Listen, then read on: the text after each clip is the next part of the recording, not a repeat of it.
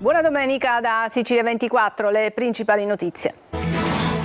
Lavori e caos sull'A19 con chilometri di fila. Il presidente della regione Schifani chiede la testa del vertice di ANAS. Decisione condivisa dal sindaco di Palermo. Italia Viva scarica la responsabilità sul governatore. Sicilia nella morsa del caldo, allerta rossa con 37 gradi a Catania e 35 a Palermo, temperatura sopra la media per i prossimi giorni.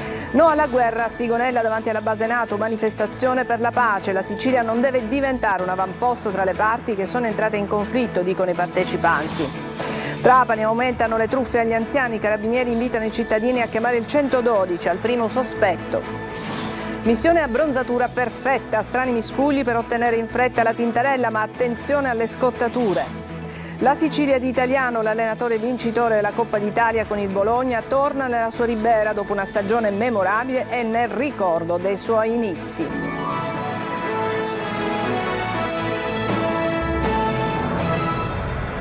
Bentrovati, ancora buona domenica da Sicilia 24. Si prospetta un'altra domenica difficile sull'autostrada Messina-Palermo. Schifani, infuriato, chiede di rimuovere il responsabile ANAS in Sicilia. Sappiamo che in autostrada sulla A19 sono tantissimi cantieri e dunque, soprattutto nel weekend, si creano file interminabili di automobili.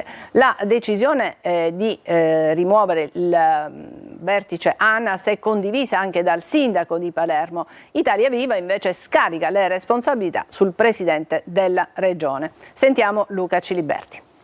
Infuriato come raramente accade, ma stavolta il presidente della regione non ci ha visto più e a difesa di migliaia di automobilisti che quotidianamente percorrono le autostrade siciliane ha chiesto la rimozione dei vertici ANAS nell'isola. Una profonda irritazione si legge nella nota del presidente per l'atteggiamento poco collaborativo che ANAS continua a tenere per risolvere i gravi disagi causati dai cantieri lungo l'autostrada A19, in particolare nel tratto in prossimità di Baccheria. Nel corso della riunione del Comitato Operativo Viabilità riunito in prefettura a Palermo, tutti avevano condiviso la soluzione di una bretella. Durante il successivo sopralluogo, invece, insieme alla polizia stradale, ANAS ha valutato come non particolarmente utile questa ipotesi e ha definito come non fattibili o non attuabili per ragioni tecniche altre soluzioni. Al termine è emerso che l'unica alternativa restava quella di deviare, in caso di necessità, il traffico sulla statale 113. A quel punto Schifani è saltato dalla sedia. Chiediamo all'azienda pertanto un cambio di passo immediato, servono responsabilità, visione e capacità di adattamento, chiedendo la rimozione immediata del responsabile di ANAS Sicilia,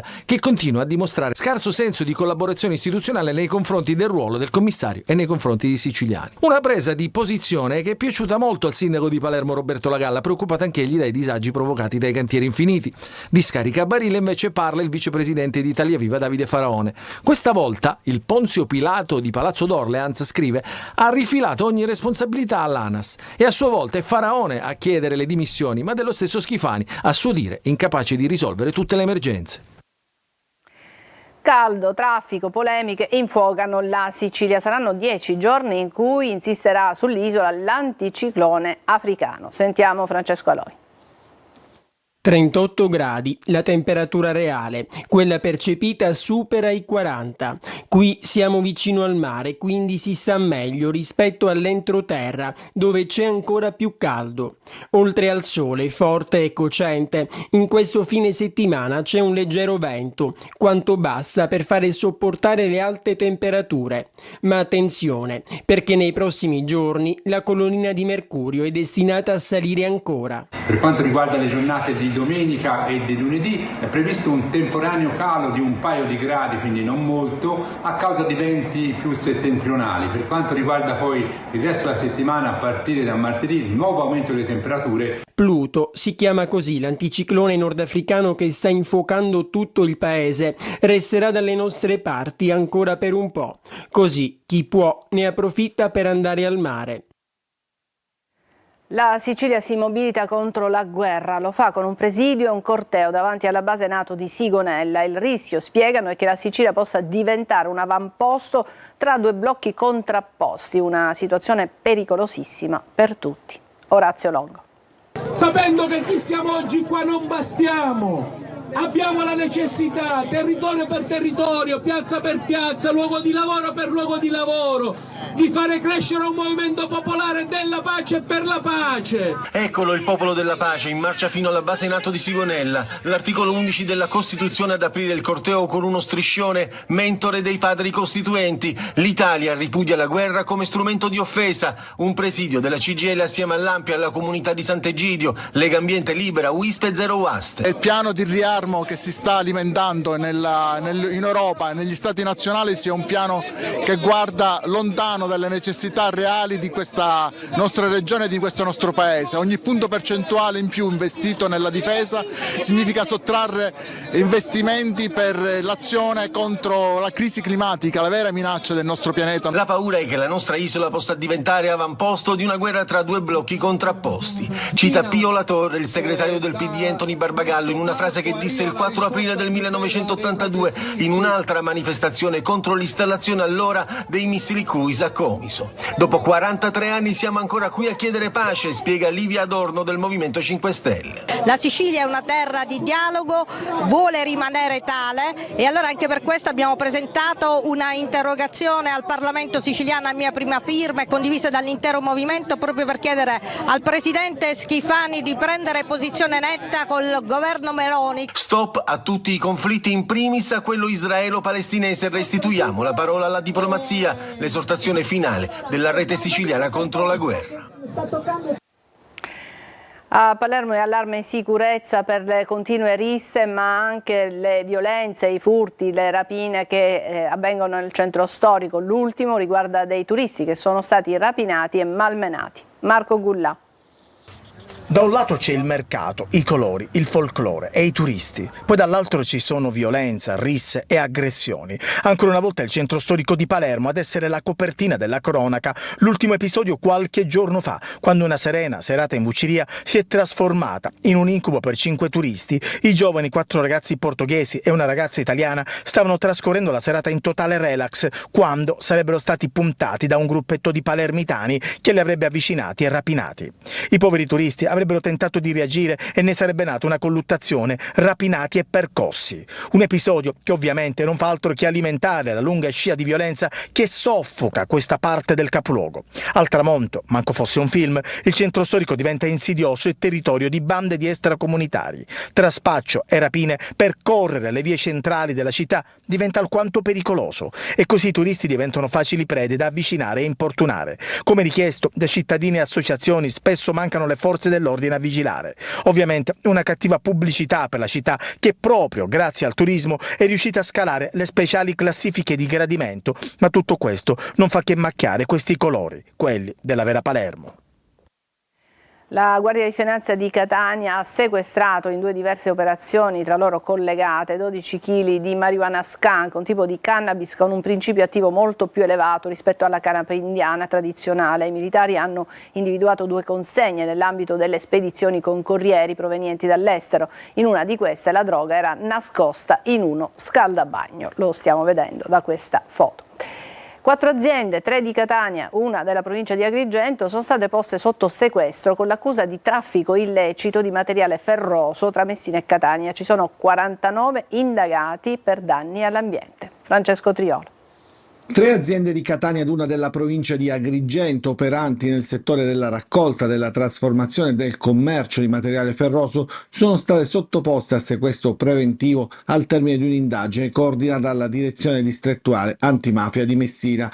Il provvedimento eseguito dagli uomini della sezione Polizia Ferroviaria di Messina e della Polizia ipotizza a carico delle 4 società e di 49 indagati un'attività organizzata per il traffico illecito di rottami metallici tra le province di Messina e Catania, in violazione degli obblighi ambientali di tracciatura dei rifiuti vigente, sostanziatisi in una pluralità di condotte di raccolta, trasporto, cessione e conferimento di ingenti quantitativi tra maggio e settembre 2022. Alcuni elementi emersi nel corso delle indagini inducono però a ritenere che l'attività illecita possa risalire addirittura al 2020. L'attività investigativa ha consentito inoltre di ipotizzare il reato associativo allo scopo di commettere una serie indeterminata di delitti in materia ambientale.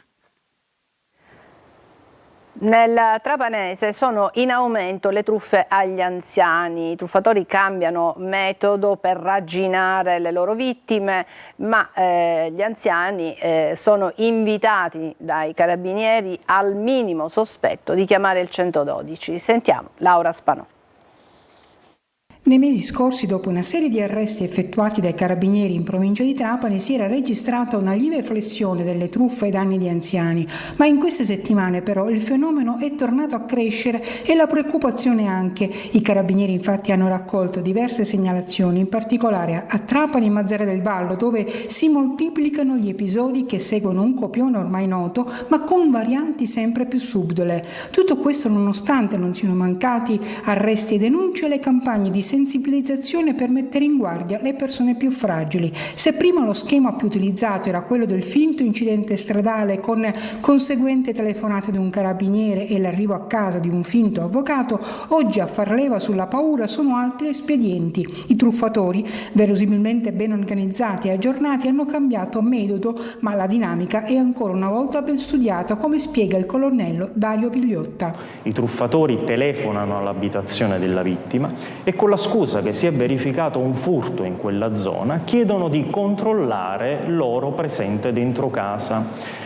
per verificarne l'eventuale provenienza furtiva. In questo caso si presentano presso l'abitazione della vittima, chiedono di far divisionare l'oro presente, tutto l'oro presente dentro casa, e con una scusa banale distraggono la vittima, chiedono ad esempio un bicchiere d'acqua e a quel punto si danno alla fuga con tutto il bottino. È una truffa, chiamate immediatamente il 112 affinché noi possiamo efficacemente intervenire. Adesso una breve pausa, ci vediamo tra poco.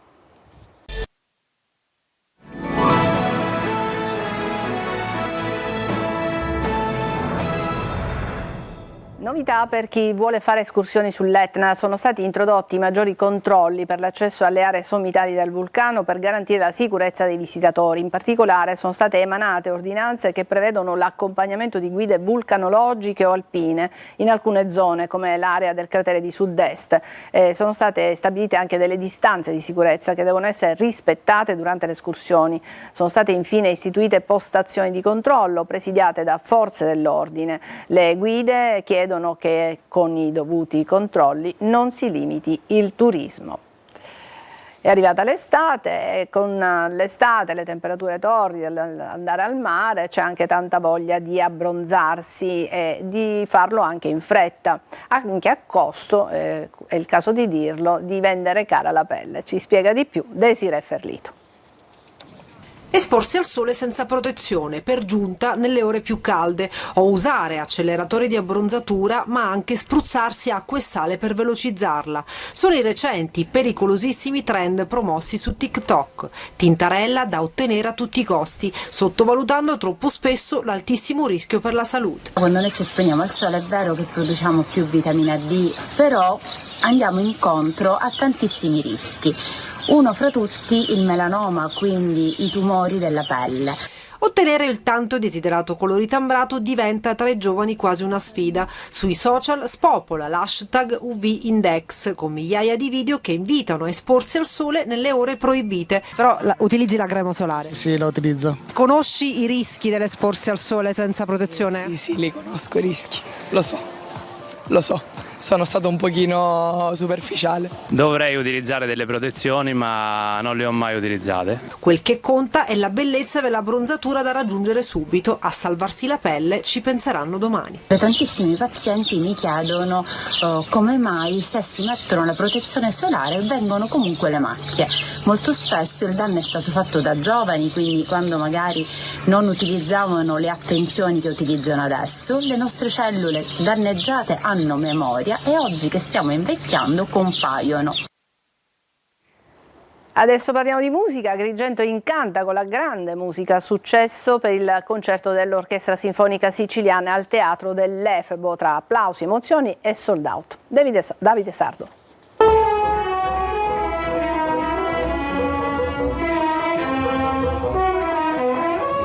Musica, applausi e grandi emozioni ad Agrigento per il concerto dell'Orchestra Sinfonica Siciliana al Teatro dell'Efebo.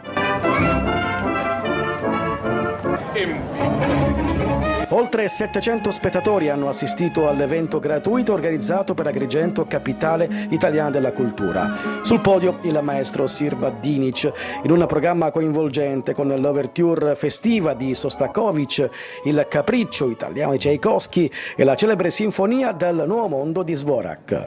Io sono veramente stupita, dico ormai l'orchestra incomincia a farsi conoscere e quindi sappiamo che piace e comincia anche ad attirare l'attenzione di tanti, però effettivamente sono stupita, cioè il successo che abbiamo avuto in questa città è straordinario. I biglietti sono andati esauriti in poche ore, suggestiva l'atmosfera nella cava resa ancora più affascinante dal vento caldo della sera. La location è una location straordinaria che testimonia ancora di più la ricchezza e la bellezza di questa città, che veramente merita di essere valorizzata da tutti i punti di vista, e questo è anche un altro modo per valorizzare Agrigento, la cultura, la musica. Un appuntamento che ha unito arte, pubblico e territorio, lasciando il segno in una stagione culturale sempre più viva.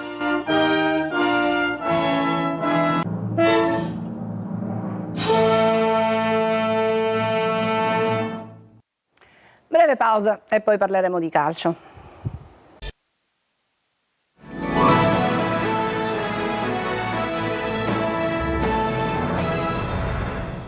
Grande festa per Vincenzo Italiano, che è tornato nella sua Ribera da vincitore, l'allenatore del Bologna che ha alzato al cielo l'ultima Coppa Italia, un legame profondo con la terra d'origine, celebrato dall'abbraccio della sua comunità. Davide Sarto. È tornato a casa accolto dall'affetto della sua gente. Vincenzo Italiano, allenatore del Bologna e vincitore dell'ultima Coppa Italia, ha fatto tappa a Ribera, nel cuore dell'Agrigentino, dove ha mosso i primi passi nel mondo del calcio. In centro, tra amici, parenti e tifosi, ha ricevuto anche il titolo di socio onorario del circolo ricreativo Buoni Amici, a conferma di un legame mai spezzato. Tornare qui dopo aver trascorso le stagioni sportive è sempre una meta per me fissa, con amici, parenti, e ritornare qua per me al mare, al sole, trascorrere un po' di serenità per ricaricare le pile, ripeto, è sempre una tappa fissa. Nato a Karlsruhe in Germania, da genitori emigrati per lavoro, Italiano è tornato a Ribera quando aveva appena 6 mesi. È qui che ha iniziato a inseguire il suo sogno, passando dalle giovanili locali alle panchine della Serie A. Per me non si è mai staccato quel cordone che c'è con la Sicilia, Ribera, i miei trascorsi anche a Trapani, Partinico, perché sono stato anche in varie squadre dove sono stato bene, quindi la Sicilia per me è una meta fissa.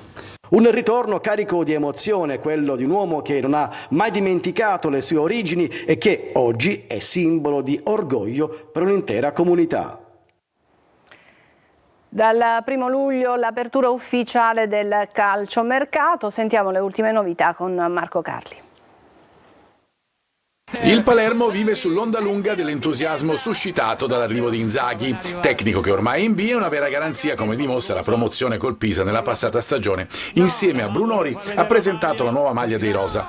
La onoreremo, hanno detto. Intanto la società lavora sul mercato, Elia dallo Spezia e Augello dal Cagliari sono 2 obiettivi su cui si stringe, 2 esterni, uno di centrocampo, l'altro di difesa, per puntare in alto insieme ad altri che arriveranno. Per il Catania sono 2 gli obiettivi: dare a Toscano un organico quanto più completo possibile per il ritiro e sfoltire la rosa per far lavorare il tecnico su un gruppo definito. Gega, ad esempio, va al Casarano, Castellini vicino al Mantova, ma con un probabile prestito oneroso. La prossima settimana dovrebbe fornire un responso definitivo su Inglese, anche se le sensazioni, come detto da Pastore, sono positive. Nel frattempo si monitora la situazione legata ad altri attaccanti. In difesa si parla di Silvestri, di Pieraccini, del Cesena. In casa Siracusa, Turati in città ha incontrato la dirigenza per impostare la stagione. Per quanto riguarda il DS, mentre inizialmente si pensava di affidare le competenze al direttore generale, prende piede l'ipotesi invece di una figura specifica del ruolo. Si parla tanto di Laneri, nei primi giorni della prossima settimana gli scenari dovrebbero essere ancora più chiari.